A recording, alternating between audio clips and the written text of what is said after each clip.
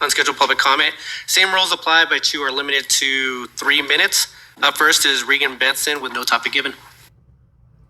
Good evening.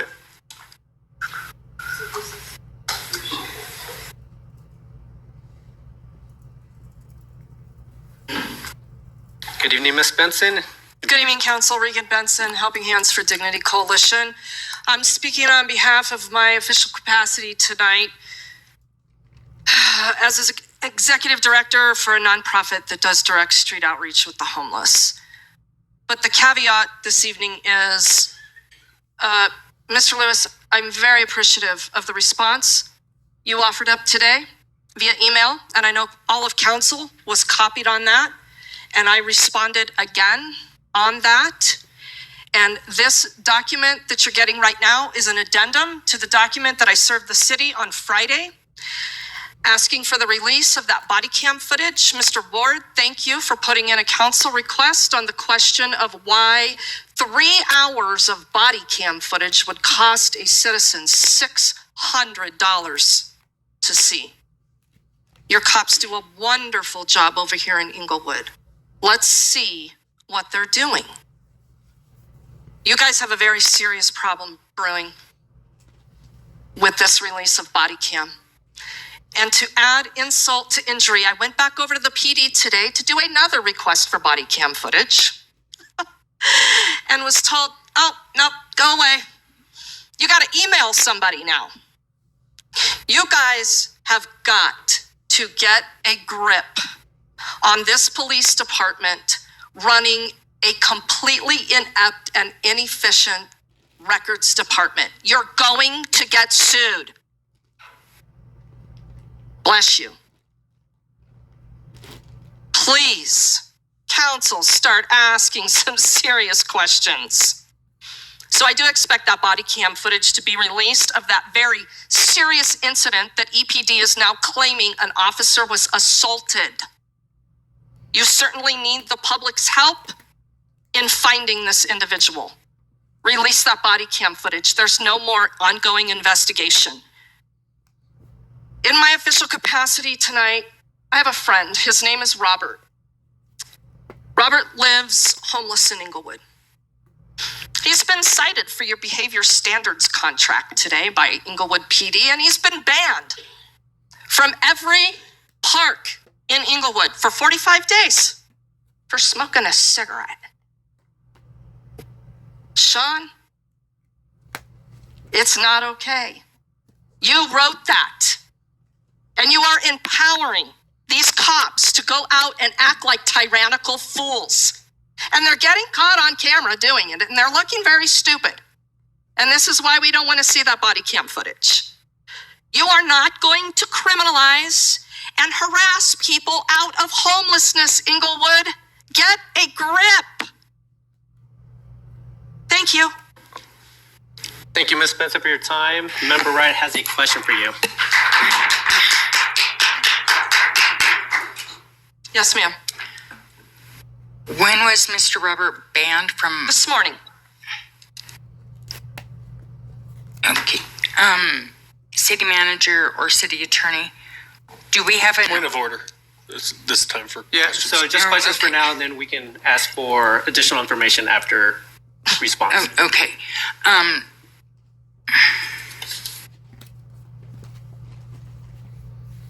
What park? Little Dry Creek is where it initiated. Why don't you just close the damn place? Forever. Bulldoze it. Any other questions, Member Wright? So many, but Thank you. We could communicate via Thank email. You, Ms. I write Spencer, to you guys all Yes, the time. yeah, we will have to. Thank you. Thank you, Ms. Benson. It's Ms. Benson. Can I ask one more? On this, what were the dates that you were asking for other body? I didn't get that far because they didn't take my request. Okay. But they are separate incidences to that. Right. So you have put in multiple requests for body footage, correct? Not since that request. I have not, Okay, so but I tried to today. okay, in the past, have you received it? Yes, You have received the footage. yes. Okay. All right, thank you. Thank you, Ms. Benson, for your time. Up next, I can't read the writing. Is it Robert? Was it Robert that's coming up and speaking?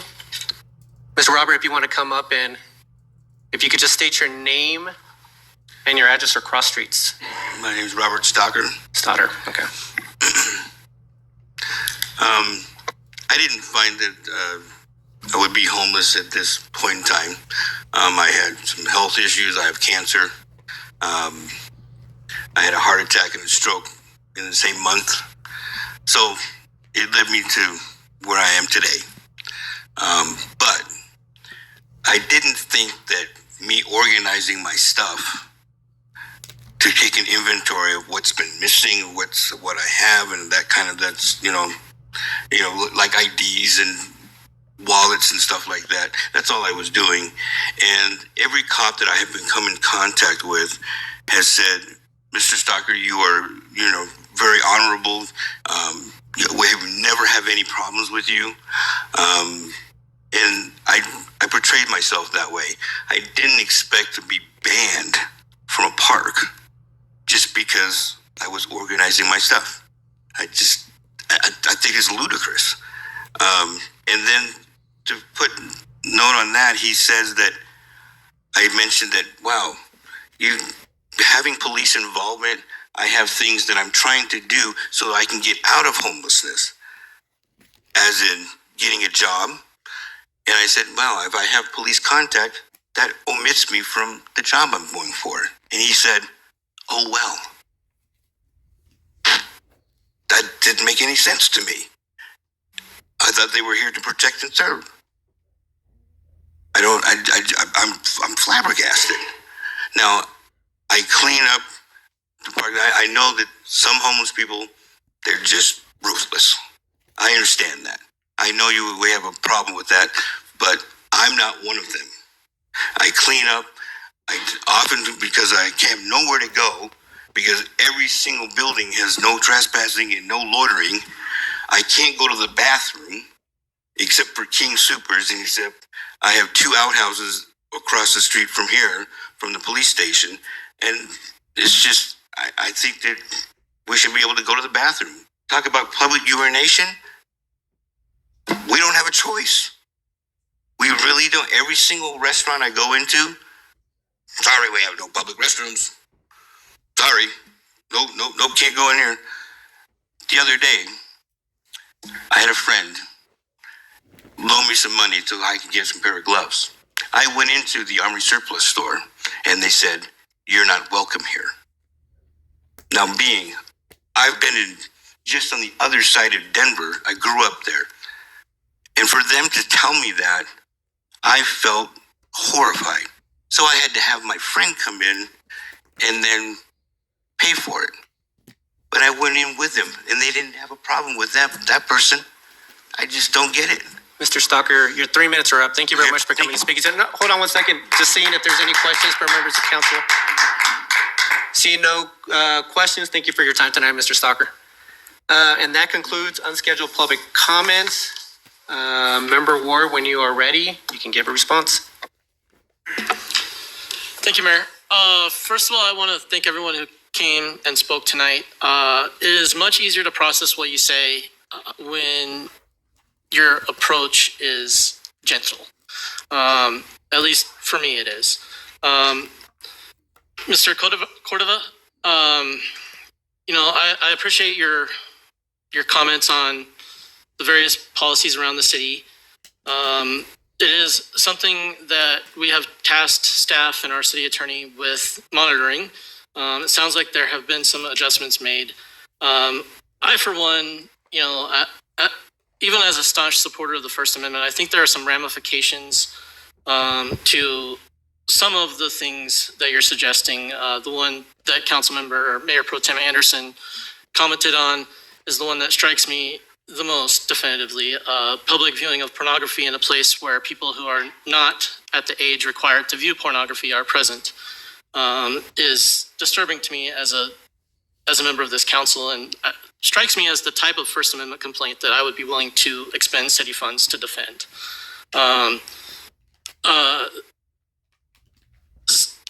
Secondly, Mr. Kozak, I appreciate you bringing the attention to the traffic. I know you live in an area where it's difficult to move around. The video is helpful to see things. As I understand it, and as I was informed, there was a traffic study done, and it showed what it showed, which was apparently that the further development in that area would be safe. You spoke about a couple of other things, moratorium on roundabouts. We're relying on our engineering staff and our policy staff to guide us on what we can or can't do. We've been advised regarding the safety of roundabouts in the past, a question that I've asked about a number of times. We've also been advised that there are methods to allow emergency vehicles to pass through roundabouts easier than regular traffic. I myself have been doing a lot of driving around town. I will say I've concluded that I strongly prefer roundabouts to speed humps, and I find them as effective for calming traffic. So I may be a convert on that if we can find a way to overcome the way they adversely affect the visually impaired. As far as any violation of the Sunshine Law is concerned, I would appreciate if you can email me what the statutory reference is for those. I've spent a lot of time reviewing the Sunshine Law in the course of my professional duties. Not familiar with anything that says that we can or can't meet on any specific date as long as we announce the meeting. So if you have further clarification on that and we have done something wrong, I'm happy to address it. Ms. Benson, I appreciate that you acknowledged that I was the council member who made the council request regarding your public records requests. I've said it 100 times, or at least I feel like I have. The records maintained by the police department belong to the people, as do all government records. That is standing state law in the state of Colorado. This is an area where I seem to have a little bit of a disagreement with certain members of police department staff. Anything we can do as a body to improve the process for obtaining public records from the police department, I would strongly support. I think this may be something that we need to have a study session on. There may be an option for us to add some more directive ordinances in city code. That's something that we need to talk through with the departments that will be affected. But I am a huge supporter of Colorado law regarding public records. And I have seen far too many public agencies attempt to obstruct efforts to obtain public records. And I don't want to be a part of that. So as much as we can do to fix the process involving challenges, specifically challenges obtaining police department records, I'm a strong advocate of that. I need the approval of 3 other members of this body to do a study session on that, and I'll be asking for that tonight. And Mr. Stalker, finally, thank you for coming tonight. We are benefited from hearing experiences all across the board. I hear from my residents and my constituents on a relatively constant basis about some of the negative impacts that they feel homelessness in the city causes them. And seeing you here as a human being in front of us helps me understand that there is a balance that we need to strike. If what you say actually occurred, and I don't doubt you, I just need to see both sides of what occurred before I can exercise my judgment. If you were indeed stopped and banned for smoking a cigarette in our parks, that is completely unacceptable to me. We have signs posted in all of our parks and green spaces that say, something along the lines of, please don't smoke or something like that. I don't know exactly what they say. They were placed there prior to my council tenure at the request of students at the Englewood Leadership Academy. And I recall watching that council session where they agreed to place the signs. And at the time, there was a discussion about whether or not this was law. And the council members at the time, the body agreed that it was not indicative of a no smoking in our parks law. I myself have consumed tobacco in our parks since the signs went up. And I will continue to do so. So, in as much as, I would like to put in a council request for the incident report. If you don't mind, I would also like to see any other reports that involve your name, so that we can find out more about you and sort of clarify what the police department action was. If there is some action that this body needs to take as a result of your encounter today, rest assured we will do so. So, I think that's all I have for tonight. Thank you. Mayor Pro Tem? Thank you, Mayor. I just wanted to speak as a council member, but also a parent, especially in regards to our library. I'm very concerned about what could happen to our library if we eliminate all standards of behavior. I know, especially as challenges have increased around the library, staff, and physical altercations with staff members, but a very challenging time for our library. I have kids, a new baby all the way up to 13 years old that utilize our library to find resources. We have kids all over Englewood who come into our library, and we can either make it a place that is welcoming for kids and families, or we can make it a place that is welcoming for people who want to use pornography or engage in altercations or urination and defecation, use language and other kinds of behaviors. That's the future of our library really is what's at stake. And we have all had all of these kinds of challenges. I think it is well within our rights to have a library that these kind of behaviors result in getting temporarily banned from the library for. Absolutely. I want to discourage these kind of behaviors in our library so that we have a library that is welcoming to children, welcoming to families, welcoming to parents. I want to know that my wife can take my 8-year-old, my 6-year-old into the library and know that they are not going to see pornography on our computer, right? That's something we should expect, and we should have rules that we enforce because of that. I absolutely believe in that, and I defend these rules because I want a safe and welcoming library for our staff and for my children and for the children in Englewood. And so I'm a supporter of these rules, and if there are unconstitutional things in them, as I have, said before, I want to get rid of those things, and happy to get rid of, the body odor thing. But a lot of these standards of behavior are totally appropriate for a library in Englewood.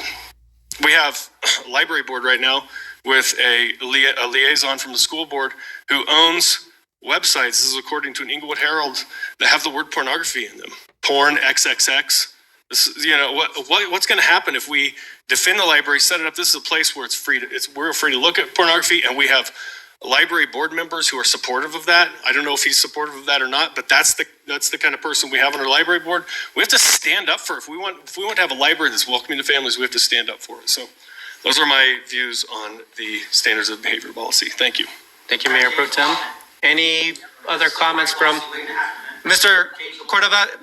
Please, we've given you your time. Thank you for speaking earlier tonight. And actually, I'll speak up as well. So, Ms. Benson, I appreciate you coming and speaking tonight regarding some of the injustices that you see within the city. But I do caution you, I do want you to get both sides of the story before you start speaking ill about the work of the police department. You referenced an email that you received from the city manager regarding the incident itself. And I won't go into details, and I know that we're going to be speaking about one aspect of it tonight, or at least Member Ward is going to be speaking about making some of the body cam information available sooner. But in that lengthy email, the city manager did provide some information on the incident itself, and did talk about 19 different police officers that were involved, 19 different body cams. So before you speak ill will of the police department in this specific instance, I would like for you to wait until the information comes forth. You will not sit up there and chastise Ms. me. Benson, I'm just Absolutely saying, not. Ms. Benson, you've had your time tonight. So just You give are me my not time. going to sit up Ms. there and Benson, chastise me. Members of Ms. Benson, I will ask you to leave if you don't give me my time to kind of speak my mind on this issue. So, Ms. Benson, exactly. We will wait for the facts, Ms. Benson, and that's all I ask. So, with that, We'll wait for the information to be released, but I do want you to hold any judgment on the police department until the facts are known. So thank you very much, Ms. Benson. And with that, Mayor Pro Tem, did you have something else to add? Or No, thank you. all right, that concludes unscheduled public comment. And with that, I think we will move just to consent agenda items. Actually, I would like to address Oh, I'm an sorry. issue and the only reason I haven't addressed it before this is because I wanted to allow the public that came to address us. But this meeting is in violation of our policy manual and of the Muni Code. And we were not told, I assumed, I did not sit down to do the packet until Saturday morning. I assumed that it was going to be on Tuesday because always when there is a legal holiday, we don't have the council meeting on Monday, we have it on Tuesday. I emailed the mayor because we were never notified that we were not doing it. In our emails back and forth, it's come to my attention that this decision was made at a leadership level perhaps a year ago and by staff. This council never approved this and it was never notified in the public. This council, whenever there is policy, has the authority to change policy if we want to do it so that the public knows. But because we did not do it, we need to cancel the rest of this meeting or postpone it because this is a legal holiday and we have violated our policy. Thank you, Member Russell. Mayor Pro Tem, did you want to add in anything? I would just, I actually, I don't agree that we need to cancel the rest of this meeting, but I do happen to agree with Councilmember Russell that we shouldn't be holding meetings on President's Day. But I do want to understand the legal situation behind this, how this change came about, and what obligations we have under our code and charter with regards to meeting on Mondays and Tuesdays on holiday. Go ahead, City Attorney Niles. Yes, first, we are meeting legally and in compliance with applicable law. So our code states that we will meet on the first and third Mondays of the month at 7 p.m. for regular meetings, except when there is a city recognized holiday, then it should be held on Tuesday instead. And we had this discussion last year during Juneteenth. Around that time when the city had yet to officially recognize Juneteenth as a holiday. And at that time, city staff was surveyed and we negotiated with our collective bargaining units to decide what to do with Juneteenth, how to recognize it. And because we already have the most paid holidays in the metro of any city, is my understanding. So staff didn't feel that it was appropriate that the city get another paid holiday because they were trying to be wise use of taxpayer funds. So the city staff negotiated with collective bargaining units, and they settled on eliminating President's Day as a city recognized holiday and instead recognizing Juneteenth. So once that happened, it no longer was a city holiday. So that's why we met today. And we did discuss it during the mayor-manager meeting back in November when we were considering, should we hold this meeting as scheduled because it's no longer a city holiday? And it was decided at that time that we would have the meeting as it calls for in municipal code, given it's the first Monday or the third Monday of the month at 7 p.m. Thank you, City Attorney Niles. Go ahead, Mayor Pro Tem. It seems to me that council should have some authority over what are holidays within the city of Englewood. And it sounds like this came about because of negotiations between employee groups and city manager's office. What authority do we have in regards to this? Municipal code states that the city council can recognize holidays specifically, and it also authorizes or specifically recognizes city council's authority to change the meeting date. And so in the past few years, when city council has decided to hold a meeting date on a date other than the first and third Monday of the month at 7 p.m. or on a Tuesday when it's a city recognized holiday, we have adopted a resolution setting it for a different date. So if you recall back to Juneteenth, I had recommended that we not hold city council on Juneteenth, given it was a newly recognized or established holiday. And at that time, we were the only remaining city in the metro that had yet to officially designate it. So at that time, we brought forth a resolution, and instead of meeting on Monday, we met on Tuesday instead to commemorate that holiday. I remember, but does council have, so what I'm understanding from you is that you would say that council doesn't have authority to designate what constitutes city holidays. I mean, we can move the meeting date, but in terms of dates that staff have as paid vacation holidays and are official city holidays for both staff and council, does city council have the authority to establish that? That's a complicated answer to a relatively simple question. First, city council can designate holidays, and municipal code specifically recognizes that as it relates to your meeting schedule, that you can decide which holidays will affect that meeting schedule. As far as it applies to city staff, it requires negotiation with our collective bargaining units, which are unions. So as you recall, we have 2 unions of city employees. So we have to negotiate with each one of those and amend their agreements to reach an agreement regarding city holidays. Now, if city council wants to announce that they do think it's appropriate for city staff to also have a President's Day holiday, generally, anything regarding employees would fall to the city manager. However, I do think that is a directive the city council has the authority to make. Thank you. This is just something I don't want to change anything about going forward with the meeting tonight, as Member Russell suggested, but I would be interested in continuing this conversation. Member Ward. I feel similarly to Mayor Pro Tem Anderson. However, Member Russell mentioned the council policy manual. And when I look at the council policy manual on page 6, item B on that page of Roman numeral 3 says meetings open to the public. And item 3 says regular meetings of the city council should be held